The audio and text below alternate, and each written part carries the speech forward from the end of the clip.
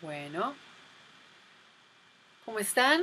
Como ven, yo estoy haciendo esto de corrido, pero pues ustedes sí se han tomado tiempo, espero, para, para, para absorber la información, para procesar, para observar.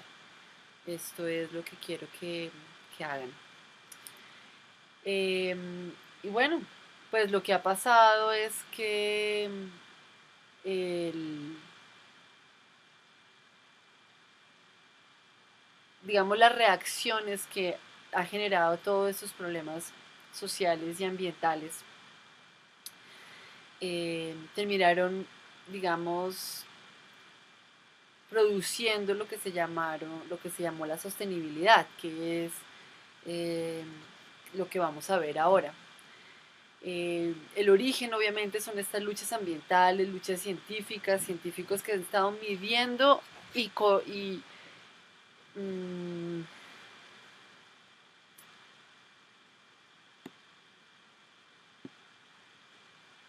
mejor, midiendo pues los efectos de todo este desarrollo, especialmente después de la Segunda Guerra Mundial, cuando toda la economía se hizo un boom hacia la producción de objetos, lo que se llama pues el consumismo y la superficialidad del consumo. Todas estas luchas sociales entonces pues tienen mucha fuerza y cogen mucha fuerza en los 60, principalmente en Estados Unidos, pero también en Europa y en Latinoamérica y en los 70 obviamente el trabajo eh, como social que se da en los 70 eh, y en los 80 digamos como que se revierte hacia hacia trabajar con el sistema de alguna manera, porque los 60 y los 70 pues hay muchas dictaduras políticas, hay muchas confrontaciones, está Vietnam, hay muchas cosas pues que pasan en el mundo eh, a nivel del clima, del conflicto. Está el muro de Berlín, la Guerra Fría, es un contexto muy particular de lo que pasa. Y dentro de ese contexto se genera, se desarrolla la cumbre de Río de Janeiro en el 92. Es una cumbre fomentada por las Naciones Unidas, es una conferencia sobre el ambiente y el desarrollo, en el cual lo que se logra, digamos, dentro de la actividad ambiental o ambientalista es llevar a la mesa eh, el sector económico que nunca antes había aceptado ver el ambiente como un problema. Eh, digamos que las conclusiones de esta cumbre son que hay que haber sostenibilidad, que la comunión o la intersección entre el medio ambiente, la economía y la sociedad es la sostenibilidad. Y digamos que la conferencia lo que determina es que todos los países que estuvieron presentes, porque es un problema político de representación de países, se comprometen a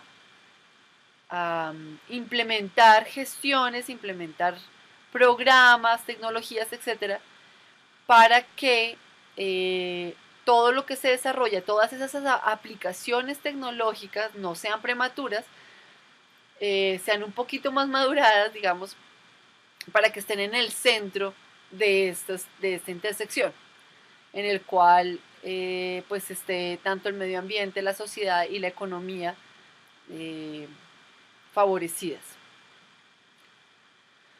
Entonces se mantienen los instrumentos y la concepción de desarrollo como progreso y se confían las tecnologías específicas para sostener la producción de recursos. Entonces ya no se está hablando, ya no es tanto, digamos que en ese momento, la extracción de la tierra a todo costo, sin importar nada y contaminando todo de una manera más despreocupada eh, no sé si decir vil o inocente, porque puede ser lo mismo, sino que se intenta ponerlo en términos de que haya una producción de recursos, de materias primas.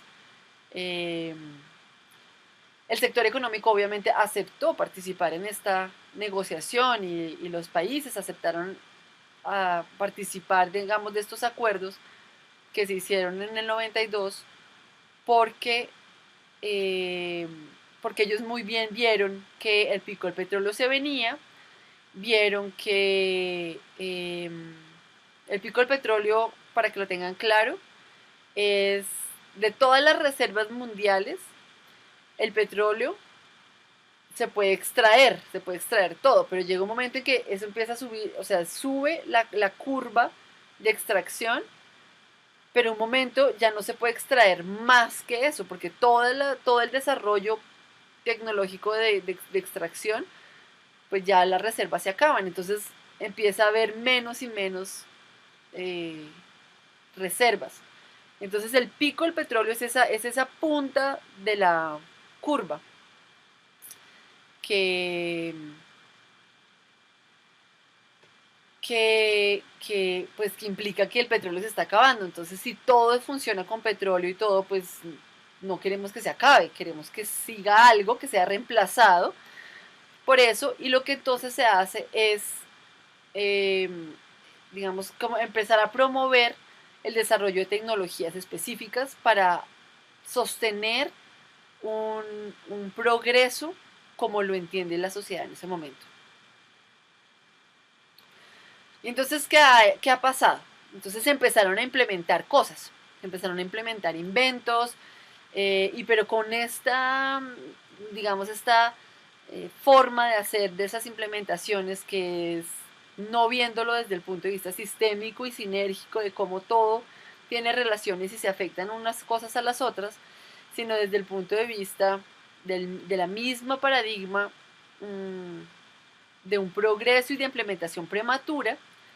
Entonces se tratan de buscar soluciones a todos los problemas. Entonces hay, pues desde la pobreza, el hambre, la inseguridad, la salud, todos los problemas sociales como tal, la energía, el trabajo, el crecimiento, la industria, el empleo, la producción, el consumo. Y desde el punto de vista ambiental, pues el clima, la vida submarina, los ecosistemas terrestres, etcétera. Desde el punto de vista de la energía, voy a coger el ejemplo del petróleo, del pico del petróleo, pues se trató de desarrollar una gasolina sin petróleo. La gasolina y el petróleo son cadenas de carbono con hidrógeno, porque son depósitos, digamos, fósiles, eh, muy antiguos que quedaron atrapados en la capa terrestre, en donde son microorganismos, entonces no hacen fósiles, no se vuelve roca, sino que se vuelve líquido. Entonces son capas, son mezclas de hidrocarburos, de cadenas de carbono. Por eso se llaman hidrocarburos.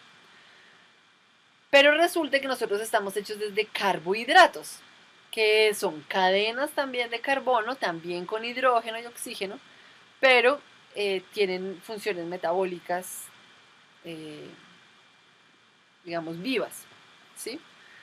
Entonces lo que hicieron fue decir, bueno, pues si son cadenas de carbono, podemos hacer gasolina con plantas, porque las plantas pues crecen rápido y nos permiten tener cadenas de carbono que podemos hacer y podemos, digamos, ir reemplazando el petróleo. Entonces la idea de hacer esto es una idea que muchos aplaudieron.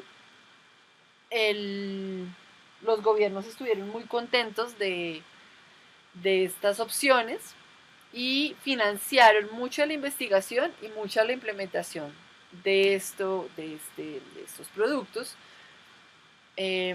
Obviamente, pues dentro de un sistema económico en los que ellos se habían comprometido a tener ciertos alcances de sostenibilidad para un momento dado.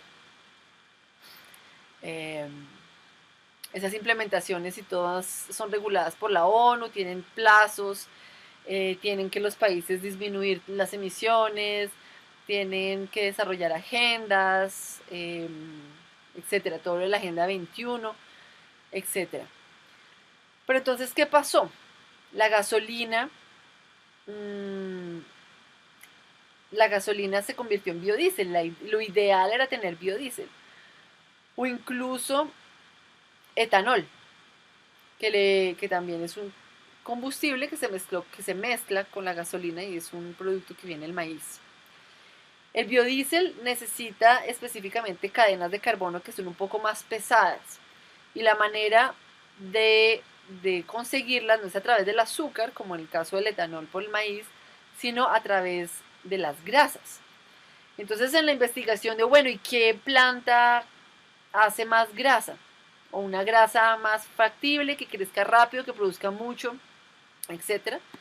Pues encontraron la palma africana, una palma africana, que es la palma, la que conocemos como palma de aceite. Y se empezaron a hacer cultivos de palma de aceite.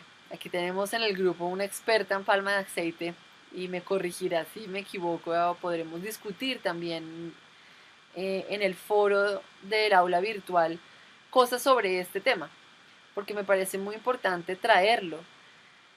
Eh, es uno de los ejemplos que se trabajan más dentro de la perspectiva de lo que ha pasado con la implementación de las políticas de sostenibilidad en el mundo. Entonces lo primero que pasó fue que empezaron a cultivar palma, pero entonces el problema de decir que se cultiva palma, es decir, cómo se cultiva, dónde se cultiva, quién lo cultiva, dónde crece la palma, ¿sí?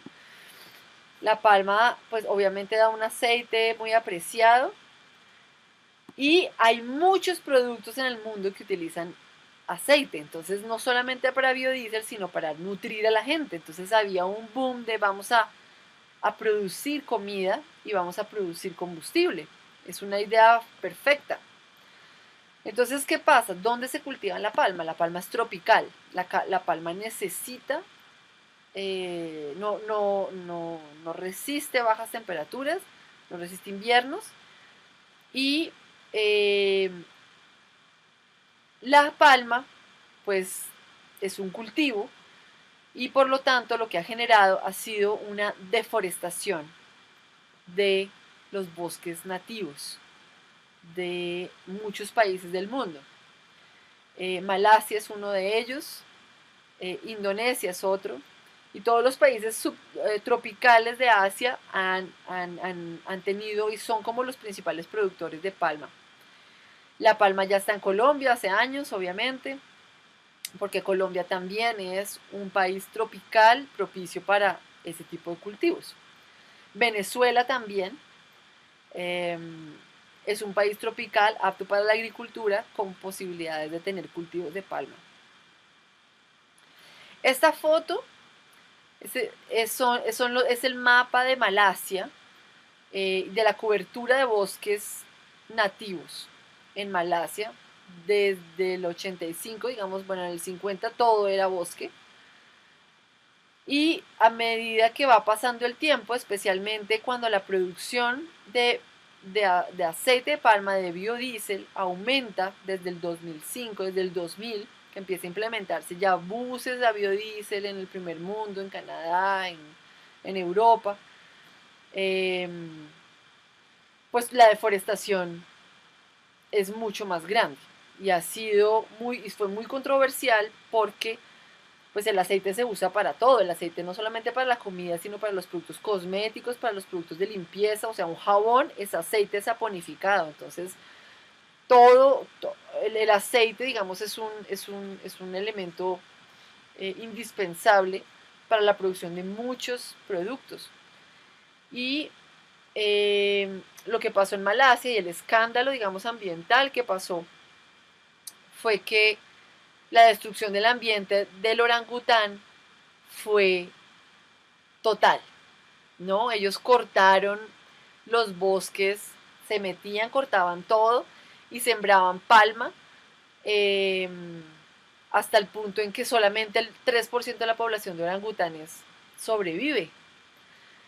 Entonces, pues poner un homínido, sí, un primate, no un homínido, no, un primate, eh, en peligro de extinción por la necesidad de una solución ecológica, de una producción que se sostiene en el tiempo, más eh, que se coordina con el descenso del pico del petróleo, la producción de petróleo, y que es una demanda para absolutamente todos los productos que se consumen en el mundo.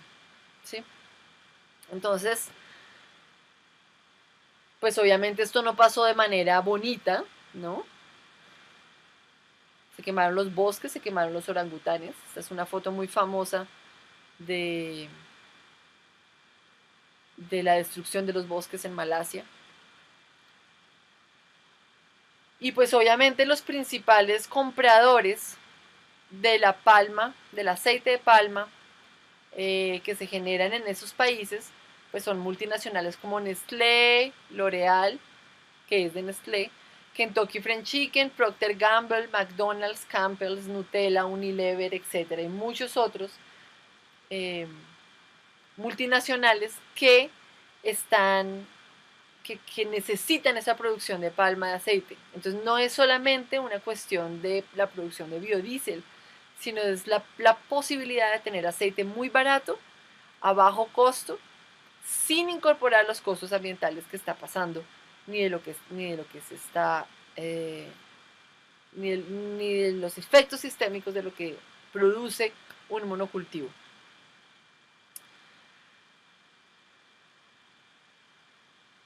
Entonces, esa es la idea principal en ese momento de lo que tiene que ser la sostenibilidad, ¿no? Entonces es mantener el crecimiento económico sin que los recursos se nos acaben. Y eso ha hecho efectos desastrosos en muchísimas campos de implementación en los cuales se ha tratado de llevar la supuesta sostenibilidad, ¿sí? Sostenibilidad entonces se volvió un término que hay que difundir porque, porque implica una esperanza de, de retribución, digamos, de sanar el planeta, de vivir de otra manera, de vivir en armonía con el planeta, eh, como un término utópico, ¿sí? Y también se ha vuelto como un término de los cuales muchos se enorgullecen decir que nosotros estamos haciendo no sé, utilizando energía en términos del biodiesel, por ejemplo.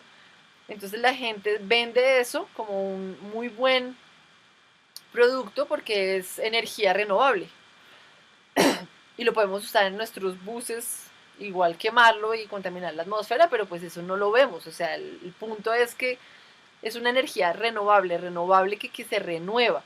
La palma puede dar muchas cosechas y hay una rotación y se vuelve y se siembra y vuelve y da frutos, y eso siempre puede pasar, ¿sí? Entonces, hipotéticamente, eso es una energía renovable. Entonces, con los eólicos ha pasado lo mismo, la cantidad de fragmentación de bosques que ha pasado por los parques eólicos, las aves han sido afectadas muchísimo con los parques eólicos, eh, y, y digamos como que hay siempre este ir y venir entre lo que realmente está pasando y las implementaciones reales con lo mediático y lo que la gente realmente cree de lo que está pasando desde el punto de vista de sostenibilidad. ¿Sí? Entonces sí estamos haciendo cosas sostenibles, el distrito está haciendo cosas sostenibles porque hace tal acción, pero la lógica detrás de eso sigue siendo de mantener un crecimiento económico como se venía haciendo antes de Río, ¿sí? Que es todo el periodo posguerra. En este lado, digamos, de la Guerra Fría, ¿no? No en el lado ruso. Entonces es por esto, por esa razón que se llama desarrollo sostenible y y el desarrollo como progreso, ¿sí? Entonces, eh, la creencia, la acumulación, o sea, las creencias de desarrollo y de ese crecimiento económico, pues siguen siendo la acumulación de capital. Y la acumulación de capital se ha visto y se ve no solamente por la manera agresiva en la que las empresas, las multinacionales, entran a los países, ponen sus productos muy baratos, quiebran a todas las otras empresas que les hacen competencia o que estaban en el mismo campo, después ellas las compran a precios muy bajitos, ¿cierto? Después de que las compran, suben sus precios y conservan las marcas locales que la gente está acostumbrada a consumir. Si, por ejemplo, Fruco, si la salsa de tomate Fruco es de Unilever. Sí, ahora uno puede mirar en cualquier etiqueta y uno sabe, bueno, creo que Susanita no es de Unilever todavía, espero que no se lo vendan. Pero es como que los capitales, la manufactura, pertenecen a muy poca gente. Y eso se muestra en mapas como esto. Son las marcas de comida. Sí, esto está hecho para las marcas de comida en Estados Unidos, pero podríamos hacer uno parecido acá. Y en total son 10 dueños de todas las marcas, de todas las empresas de comida que han pasado. Que existen, digamos, en los diferentes lugares, ¿no? Como, por ejemplo, algo que a mí me sorprendió saber fue que todas las marcas de agua, sí, de agua, de estas de botellas de vidrio, Perrier, Pellegrino, Spring, Vitel, que son marcas muy conocidas, digamos, en Europa y en Norteamérica, son de Nestlé, todas. O sea, es como que él no se está haciendo competencia porque todas son de ellos, ¿sí? Son de los mismos dueños. Entonces la lógica que nosotros tenemos de cómo funciona el mercado, pues no es la misma. No estamos en un momento en el que las marcas están compitiendo. No es así. Las marcas ya son todas del mismo dueño, ¿sí? Y ellos muy seguramente son primos entre sí, y eso es mi especulación obviamente, pero lo que quiero decir es que no hay verdadera competencia. Cuando hablan de la competencia del mercado, ya no es tan como solía ser. Sí, esta es otra de las creencias que nosotros tenemos, de que estamos todavía viviendo en los 80s más o menos, ¿sí? Pero no, económicamente han cambiado mucho las cosas. En esa conferencia y en los siguientes que se han dado, pues la ONU ha planteado unos objetivos de desarrollo, los objetivos de desarrollo del milenio, que principalmente pues son como eliminar la pobreza, la cual se ha logrado disminuir. Estos son datos del DANE aquí en Colombia. Y sí ha habido una disminución global de la pobreza en un 50% desde el Río de Janeiro. Entonces, pero ¿qué pasa con esa pobreza, no? ¿Qué pasa con esos pobres que ya no son tan pobres? Pues consumen más. Entonces, como consumen más, pues crece el mercado, crece digamos, este desarrollo económico y se extraen más productos para cumplir lo que veíamos con los celulares, por ejemplo.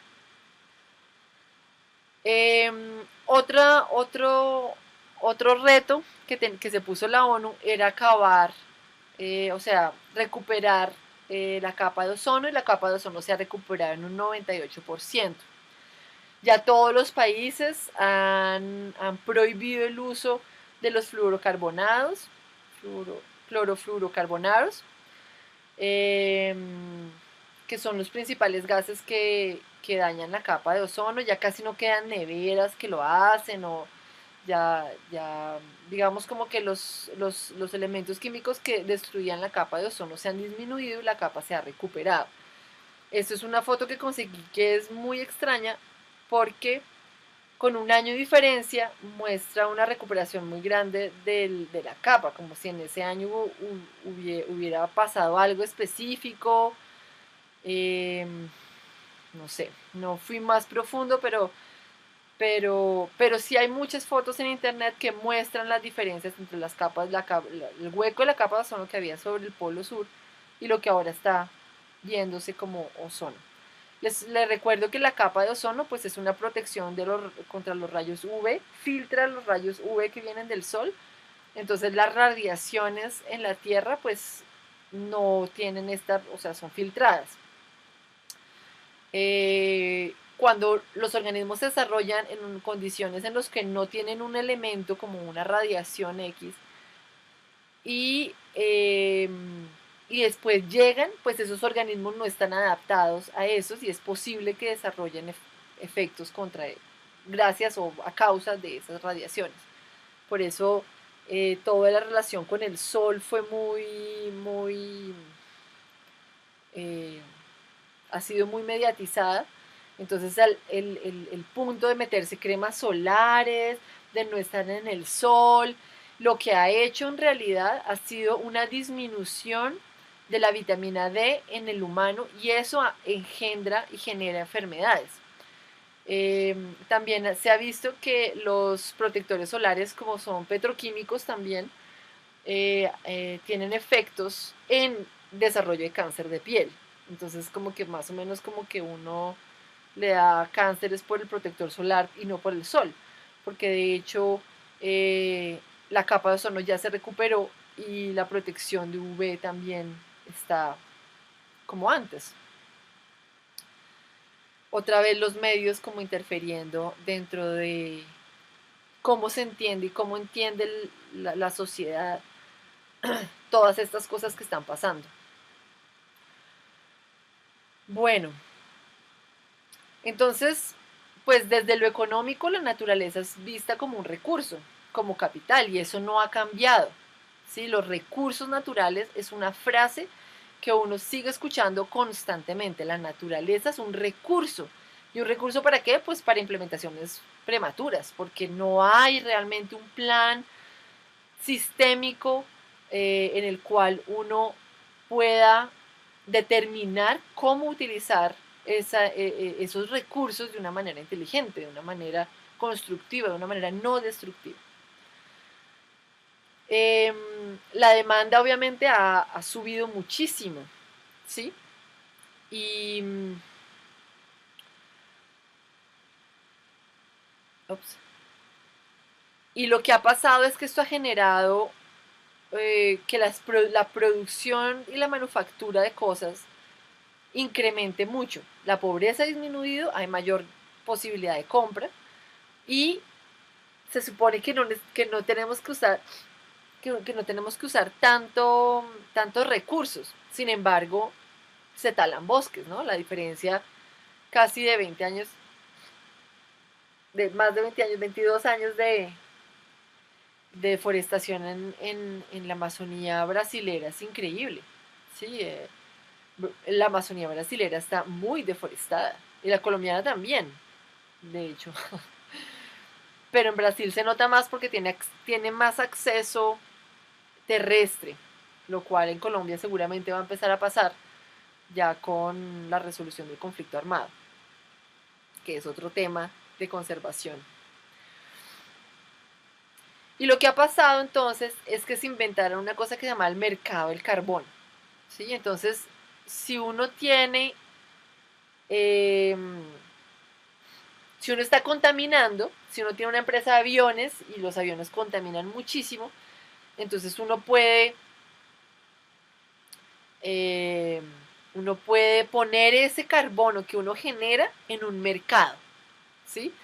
Y si uno tiene un bosque que está recuperado, que respira, que da funciones ecosistémicas, entonces uno puede poner esa capacidad de recoger el carbono en el mercado y se hacen unos intercambios en el mercado. ¿Eso qué significa? Eso significa que si yo paso por las emisiones que supuestamente tenía que tener, o que estoy autorizado a tener por los protocolos el protocolo de Kioto y Río, entonces pues yo puedo comprar bonos de carbono en el mercado de carbono que han puesto ahí la gente que tiene los bosques o que hace conservación o que simplemente produce menos, como está en esta gráfica, menos de lo que está permitido. Entonces como que hay alguien que determina cuáles son una entidad, la EPA o en Estados Unidos u otras entidades gubernamentales que basados en las emisiones y en los protocolos pues dicen no se puede emitir más que una determinada cantidad. Perdón.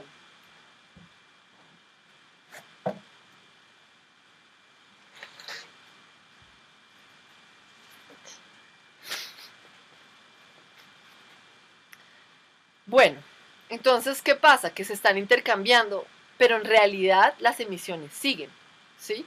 O sea, dentro de un plano intelectual, entonces yo digo, oh, bueno, este bosque a mí me da tantos carbonos, eso es una economía, yo la pongo, una economía de carbono, yo la pongo en el mercado, y entonces hay una empresa que está contaminando más de lo que debería, entonces simplemente paga en dinero eh, comprando bonos de carbono de los que yo puse o de los que otra persona puso, u otro país, u otra empresa, o un municipio, o... Entonces esa plata le llega al vendedor, al que digamos que hizo eso, que él vendió. Y el que compra, pues simplemente son las grandes multinacionales, que, eso se lo inventaron ellos además, que simplemente están pagando una especie de deuda ambiental comprando esos bonos, pero siguiendo contaminando y teniendo los efectos que eso significa. Entonces, toda esta cosa de la sostenibilidad tiene muchos problemas de implementación por falta de la visión sistémica, tiene una como capa mental de interrelaciones económicas que se generan que no tienen que ver con los efectos reales de lo que pasa en relación con las emisiones de carbono específicamente, y ahorita les cuento por qué las emisiones de carbono. Pero también pues entonces hay una confusión de qué es sostenible y qué no es sostenible. Entonces, pues eso genera obviamente la duda en todo. Y lo que ha pasado es que este punto de sostenibilidad se ha vuelto entonces una cosa de piense en verde, haga verde, un negocio verde, este producto es verde, todo es verde. Y lo que ocurre es que hay una deformación de lo sostenible y de lo que realmente está pasando dentro de un mundo mediático publicitario en el cual eso es lo que se llama el greenwashing, el lavado de lo verde, ¿sí? Como que nos hacen un lavado cerebral de que es verde, de que es sostenible, ¿sí? Entonces hay varias maneras en que los productos lo hacen, con un comercio oculto.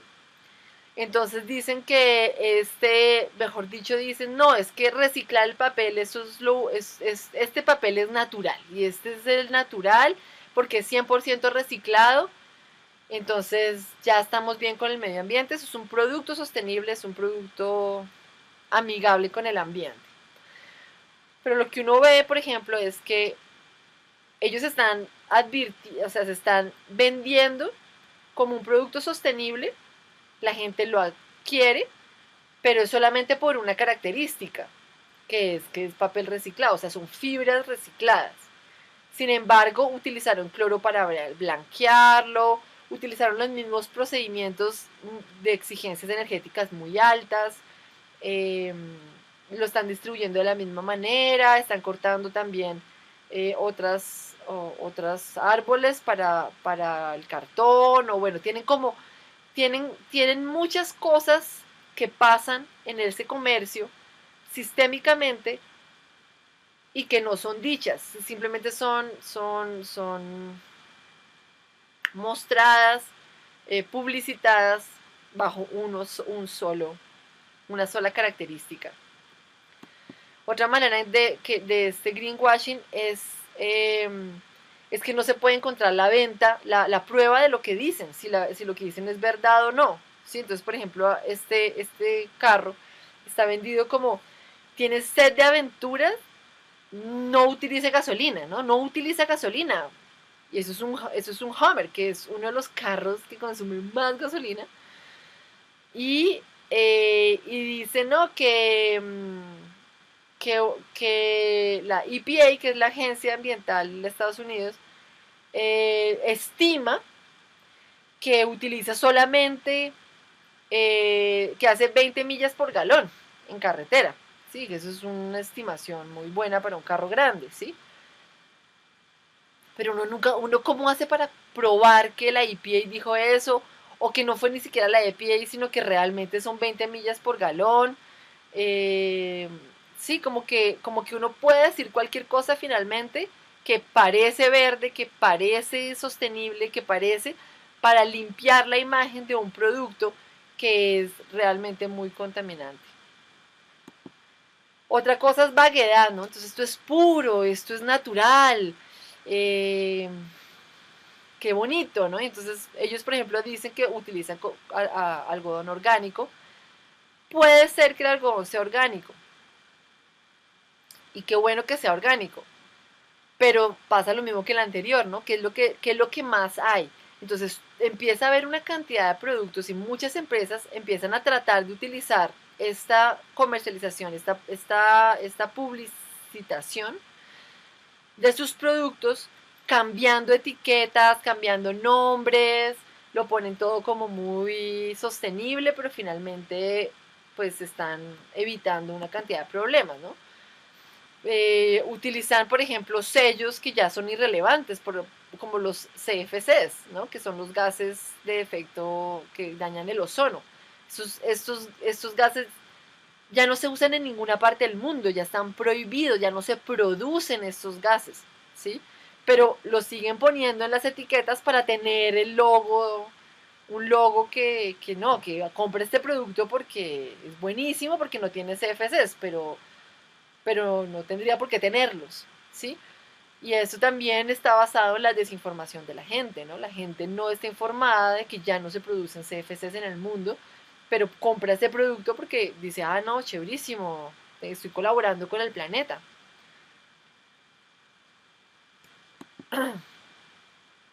Entonces, otra cosa es que, pues, es el menor de los dos males, ¿no? Entonces, es un detergente y entonces no tiene fosfatos, pero tiene otra cantidad de químicos increíbles que no, que dañan, ¿sí?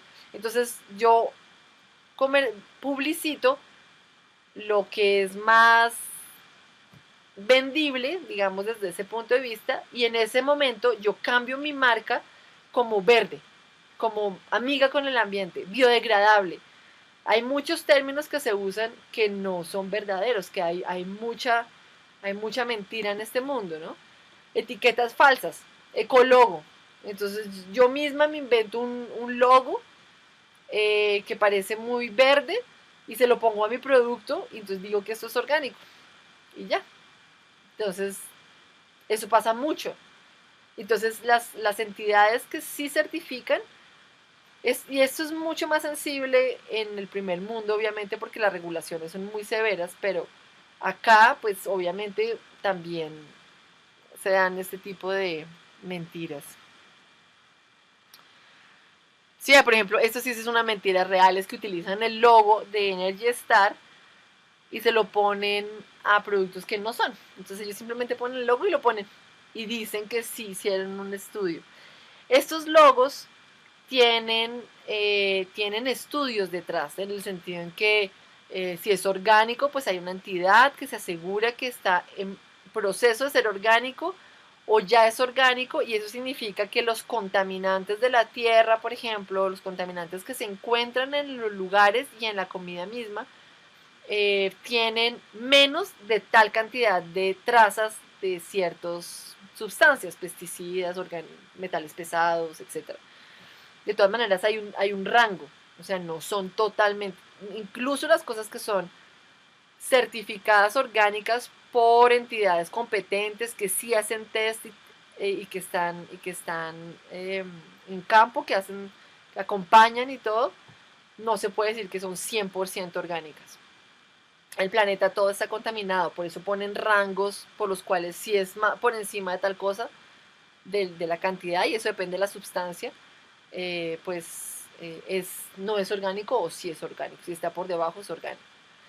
Con Energy Star, ellos dicen que Energy Star es porque el aparato está diseñado para consumir menos energía, entonces uno lo compra porque va a consumir menos, pero resulta que ese menos energía que consume está en el orden del 4 al 7%, es decir que, pues sí, uno está ahorrando 4% de energía, pero no es, o sea, uno por comprar una lavadora Energy Star no quiere decir, primero, ojalá que tengan el buen logo, que sea verdadero, y segundo, no quiere decir que realmente uno está ahorrando tanta energía.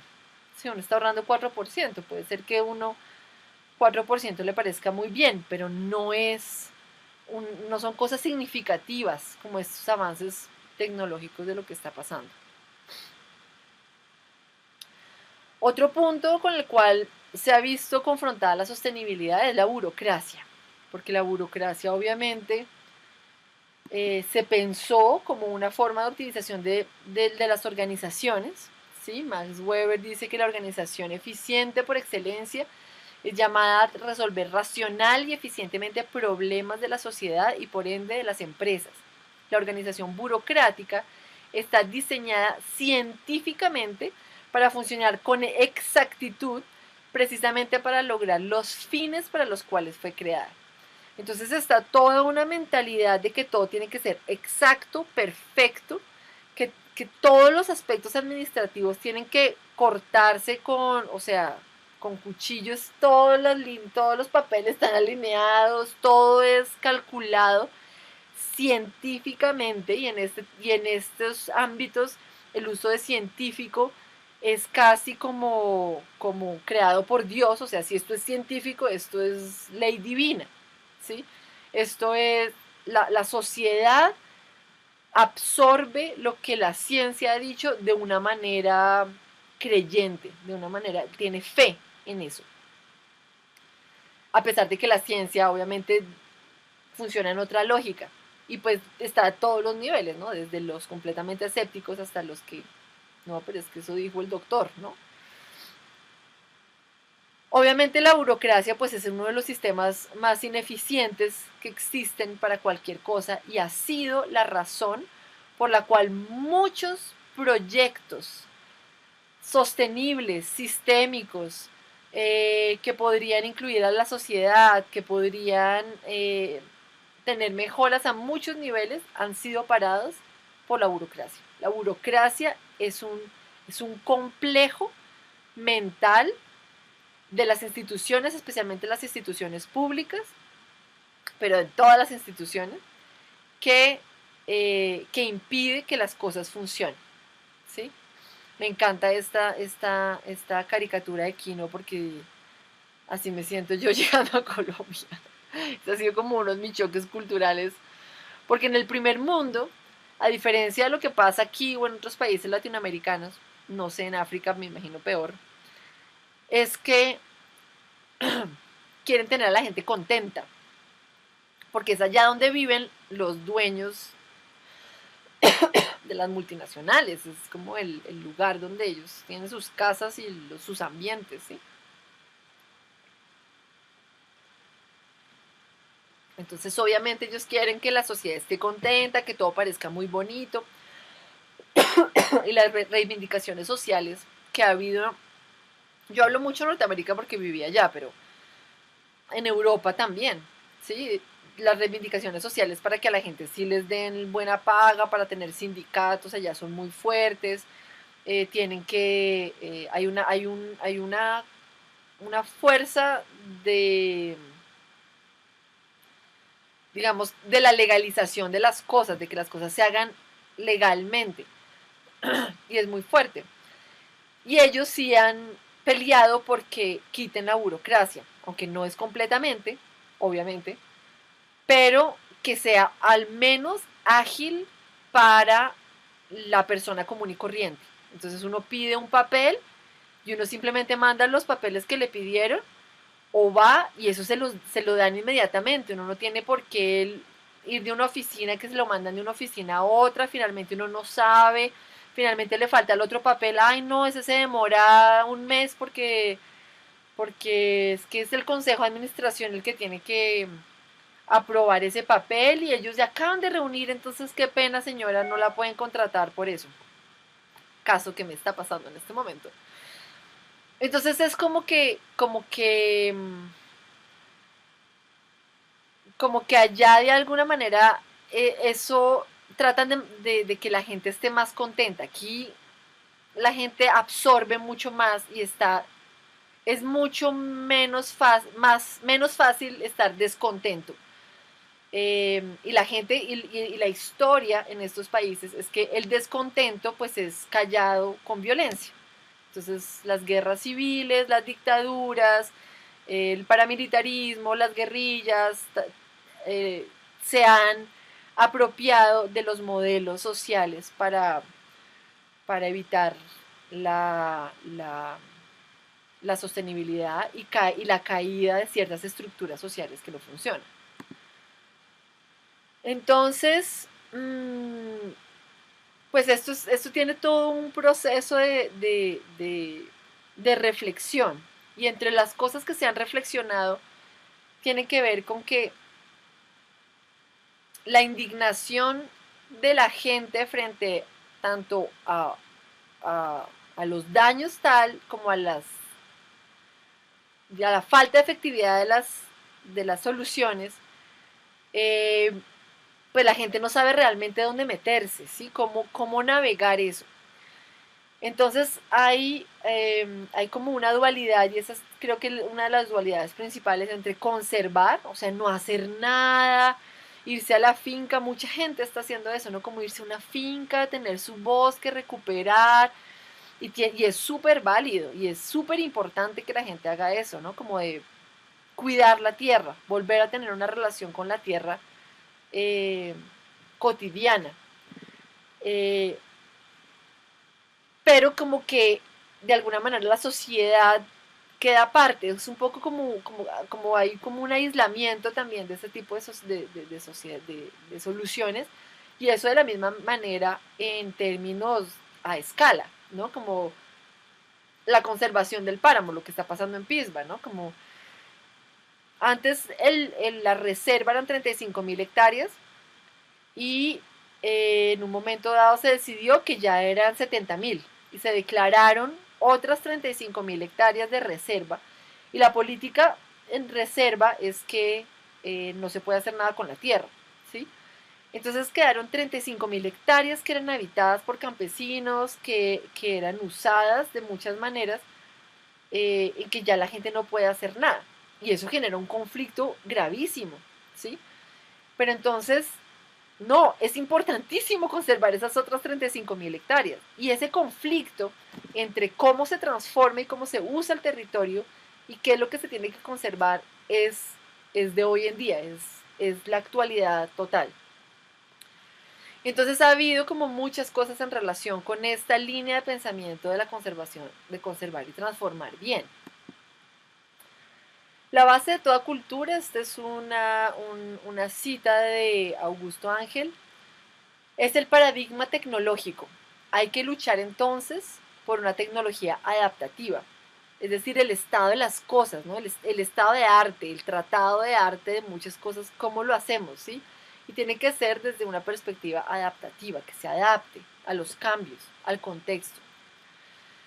Pero la tecnología es solo un brazo del sistema social y este debe transformarse.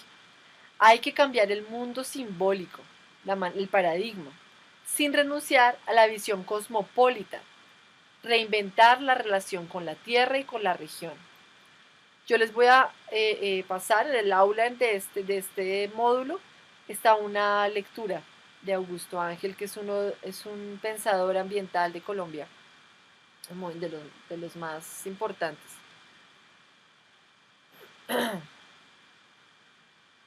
Ahora, estamos como tratando de ver qué es lo que vamos a hacer. Las implementaciones tienen muchos problemas. Estamos tratando de buscar soluciones para eso. Eh, pero hay una urgencia, y es que el cambio climático está pasando.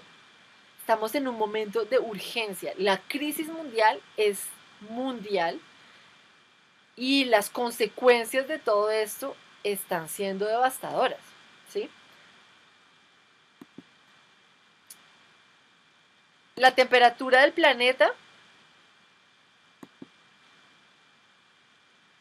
las anomalías de la temperatura, es decir, uy, no, rarísimo que haga tanto frío o tanto calor, han aumentado y cada vez han aumentado más. Está en aceleración, es casi que exponencial. Entonces el aumento de la temperatura global ha aumentado en este siglo de 1 grado centígrado. Ya. Eh, ¿Cuáles son las implicaciones que tiene estos cambios? Pues que las temperaturas simplemente están ligadas con los movimientos de aire con los movimientos de agua. Cuando la temperatura sube en el aire sube. Hay mucha más evaporación, entonces hay más agua en el aire. Y cuando hay, y los movimientos de aire, pues obviamente también se dan. ¿Yo dónde puse esa? Ah, es que está aquí abajo.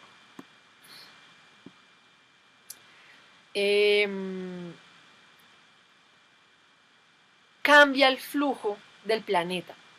Cuando la temperatura va subiendo, y esta no es la primera vez que la Tierra experimenta o tiene cambios de temperatura. Eso siempre ha pasado, hay fluctuaciones. En un momento dado en el Carbonífero, que es una era geológica del Paleozoico, no sé, estamos hablando de 300 millones de años o más atrás, había libélulas de 70 centímetros, ¿sí? 70 centímetros es grande una libélula, pero para que eso exista, la temperatura tenía que ser muy alta y tenía que haber mucho oxígeno en el aire. Entonces, los cambios climáticos han pasado. El problema es la velocidad con la cual este cambio climático está pasando, ¿sí? Ahora, todo lo que conocemos se está afectando por estos cambios climáticos. La agricultura se está afectando. Esto es una predicción de lo que va a pasar en este siglo en los cambios de temperatura, de los cambios de producción agrícola, gracias a los cambios de temperatura. Porque no se ven el código. Esperen un momentito.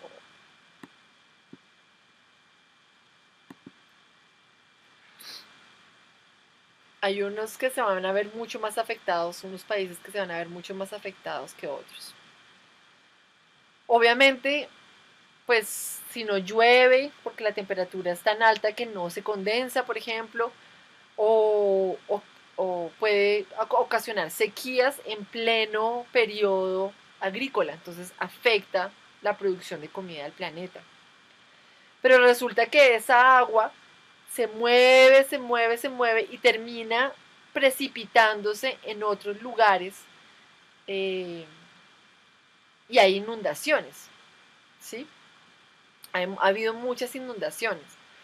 O está en el aire y se mueve tanto, está tan caliente que genera tornados, genera huracanes, que obviamente entran a las costas donde vive gente, llevando muchísima cantidad de agua, destruyendo a su paso y haciendo entrar el mar también a las costas, y son efectos del calentamiento global. Esas cosas siempre han pasado y el planeta siempre ha tenido un sistema de autorregulación. Sí ha habido huracanes, pero el problema es que ahora hay, en vez de 2 o 3, hay 25, 36 al año. Los cascos glaciares se están derritiendo, los polos también. Obviamente hay muchas especies que están siendo afectadas por estos cambios. El oso polar eh, es el más famoso, pues porque es el predador más grande y ellos cazan en las banquisas. Las banquisas son cuando hay una capa de hielo sobre el mar, entonces ellos pueden ir y cazar las focas que viven entre las banquisas. Cuando no hay más hielo, ellos tienen que nadar y nadar y nadar y nadar para encontrar hielo y y pues eh, gastan mucha más energía de lo que pueden recuperar. Entonces se mueren de hambre y ha habido muchos casos. Sin embargo, los osos polares se están adaptando. Ellos ya ha habido en el 2014, empezaron a ver, a hacerse observaciones, no mentiras, en el 2015 empezaron a hacer observaciones de tipos de adaptaciones que los osos están tomando para no morirse. Entonces nunca se habían visto, por ejemplo, osos entrando, escalando las islas rocosas donde anidan aves migratorias y comiéndose los huevos. Entonces se comen todos los huevos de las aves, obviamente afectan las aves.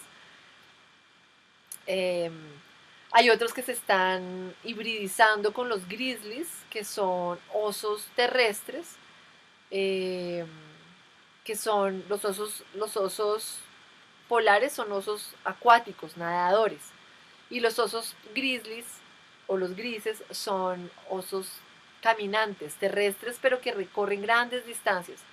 Entonces están como hibridizándose, eh, están bajando, están empezando a entrar también. Y bueno, las adaptaciones que los organismos empiezan a tratar de tener frente a los cambios climáticos. Hay también una pues, contraproducente, ya estoy empezando a cansarme, creo, eh, en la solución y en la escogencia de cuáles son las fuentes para la energía renovable otra vez, sostenible. Hacen represas para la electricidad, pero no llueve durante periodos de tiempo que impide que eso genere energía. No, no hay agua para generar energía. Entonces, este, hay muchos supuestos de las que están cargados en las soluciones sostenibles y que si no son vistas desde un punto de vista sistémico, contextual, verdadero, aterrizado, que tenga que ver con los procesos de la vida, acoplándose a lo que está pasando, no está llegando. Y a esta conclusión han llegado muchas personas.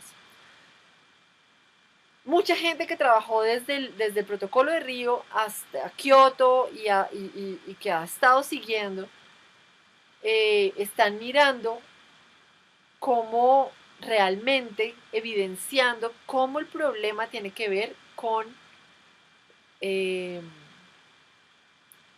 con el paradigma de lo que sabemos que es el, el crecimiento económico, la economía. Ya estamos llegando al punto en que tenemos que entrar directamente a cómo es ese desarrollo, qué es ese progreso, porque se necesita un cambio urgente y es un cambio muy complejo. Es un cambio profundamente complejo. Son cambios económicos a los cuales todo el planeta está monetarizado. Todos dependemos de alguna manera o de otra del dinero. Y esos cambios económicos a los cuales está ligada nuestra sobrevivencia son muy difíciles de lograr si no hay, si no se toma el tiempo para profundizar y para entender las cosas a todos los niveles y en todos los contextos de público y internos y externos y sociales. Y hay que hacer esta reflexión. El principal problema es que tenemos miedo. Tenemos miedo de hacer esta reflexión, tenemos miedo de hacer cambios, porque no queremos tener dificultades económicas. ¿Sí? No que, nadie quiere que le quiten el sueldo, nadie quiere tener deudas, todo el mundo quiere poder pagar las deudas que ya tiene. La mayoría de la población del planeta está endeudada, por eso el sistema financiero es tan fuerte, es basado en la deuda.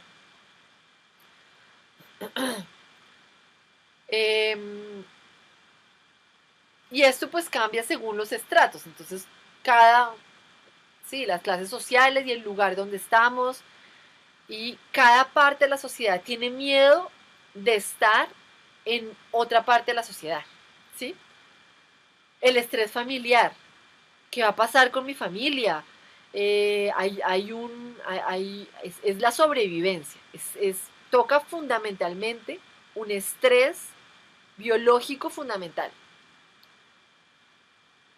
Obviamente hay miedo a la pobreza, no al pobre necesariamente, aunque sí hay, pero es miedo a volverse pobre. ¿Sí? Como que la pobreza está disminuyendo. ¿Quién va a volver a querer ser más pobre? ¿Sí? Y como la confrontación de lo que uno realmente ve en el mundo, ¿sí? De lo que uno, de lo que existe en el mundo, ¿sí? Una adolescente con un bebé pidiendo limosna en la calle. Y hay más pobres todavía, ¿sí? Y hay un miedo, es aceptar esta realidad. Hay un miedo como que internamente, y es un proceso interno de negar el cambio porque hay tanto dolor y tanto sufrimiento, tanto en el otro como en el que observa a ese otro que está dentro de esas condiciones. Y es muy difícil aceptar esa realidad, y es muy difícil aceptar la impotencia que uno siente cuando ve esa realidad.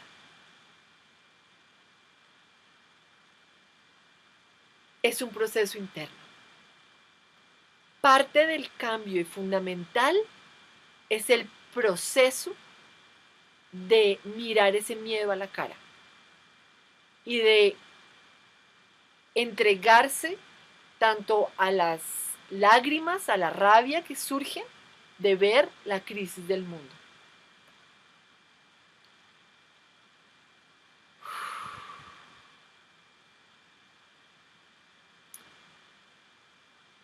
El otro punto fundamental de la dificultad y la complejidad del cambio tiene que ver es con el convencimiento de las creencias.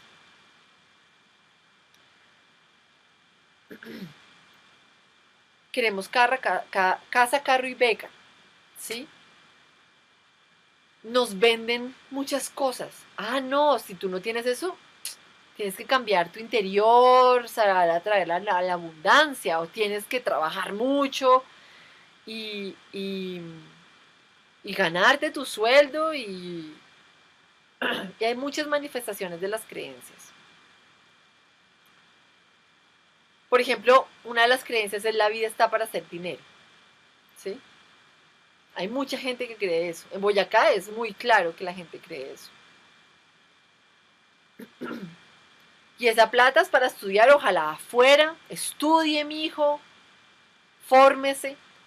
Y aún así, no es, ya en este momento, estudiar no es una garantía de que uno va a tener empleo, y de que uno va a tener un buen empleo, de que va a ganar mucha plata.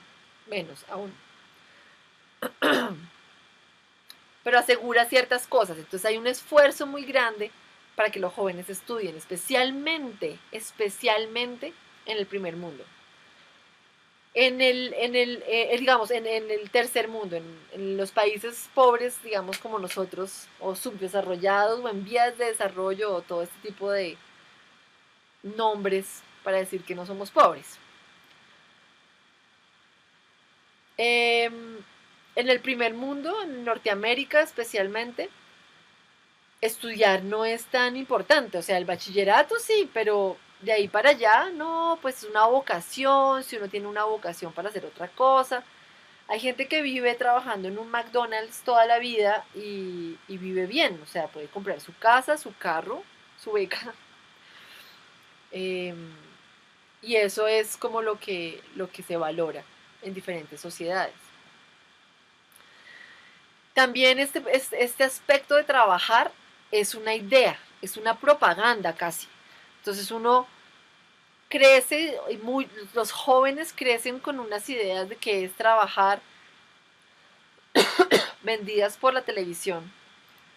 Y siempre hay alguien muy bonito en una oficina muy iluminada, teniendo árboles y trabajando en un escritorio muy lindo, con un computador último modelo y solamente tiene su agenda, su teléfono, el computador y ella está trabajando con una sonrisa, es maravilloso.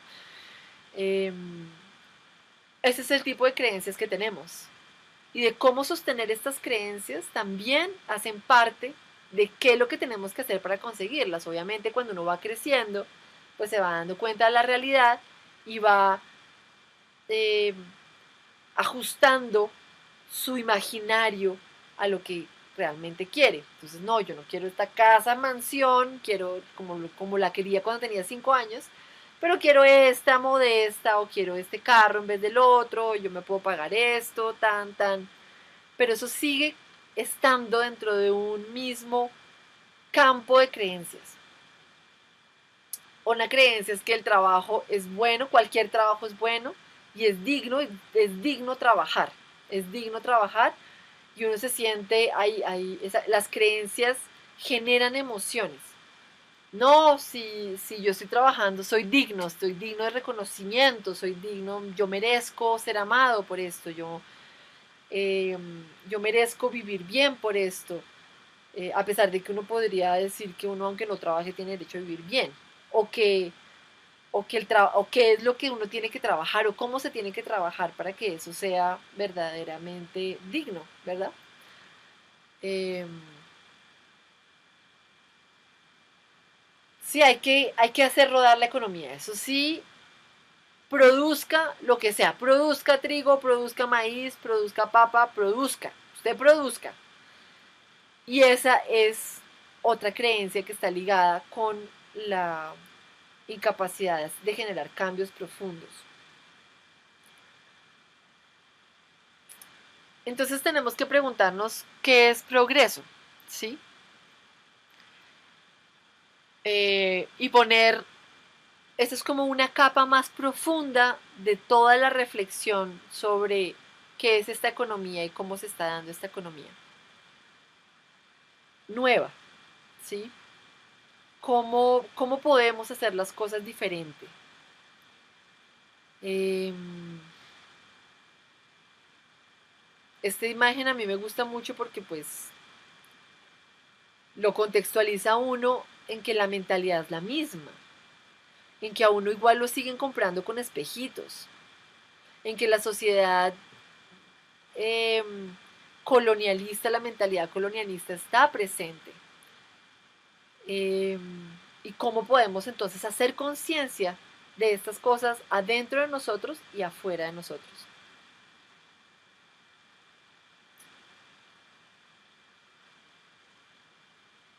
Una de las cosas que más permea nuestra acción en el mundo es el consumo. Y eso es la creencia que el bienestar viene de afuera, y el bienestar viene de lo que yo tengo, de las cosas, de mis juguetes. Si yo tengo tal juguete, yo estoy bien. ¿Estás bien, mi amor? ¿Quieres un juguetico? Sí. Se transmite en las generaciones. Es increíble, o sea, la manera de transmitir este paradigma de una generación a otra a mí me sorprende, ¿no? Cómo se va moviendo las cosas de tal manera que tenemos una memoria muy cortica de, en lapsos de tiempo y no nos damos cuenta que el patrón sí se está repitiendo, que sí nos están vendiendo espejitos. Esto de las grandes ventas de los superalmacenes y esas cosas son espejitos, son los mismos espejitos que nos están vendiendo. Eh, y pues con eso vienen muchas preguntas. ¿Quién nos está vendiendo? ¿Por qué nos están vendiendo espejitos todavía? ¿Qué hay detrás? ¿Qué imperio está detrás? Entonces hay dos niveles a los cuales se tiene que reflexionar la sostenibilidad. A los niveles de las creencias individuales. Yo en mi vida personal, ¿qué creo? ¿Qué, qué valores defiendo? Y que están ligados a un movimiento económico, a una manera de ver el mundo eh, económicamente y que no tiene mucho de sostenible o durable en el tiempo, y unas creencias colectivas. De esas creencias mías, ¿son compartidas o no son compartidas? ¿Cómo se reflejan en la colectividad? ¿Y qué pasa si esas creencias mías, que están ligadas a la sostenibilidad, las cambio? ¿Qué pasa en la colectividad si yo cambio esas creencias? ¿Qué pasa si yo descubro cómo cambiar mis creencias? Entonces, estas son las preguntas y las reflexiones con las que vamos a terminar estos 3 videos de esta semana. Y la tarea es que hagan un ensayo sobre esas creencias. Escriban una página, miren sus creencias, hagan una lista de creencias y pregúntense qué pasa si yo qué pasaría si yo cambio esas creencias. Voilà, este es entonces el último video y la próxima semana estaríamos hablando de los otros videos.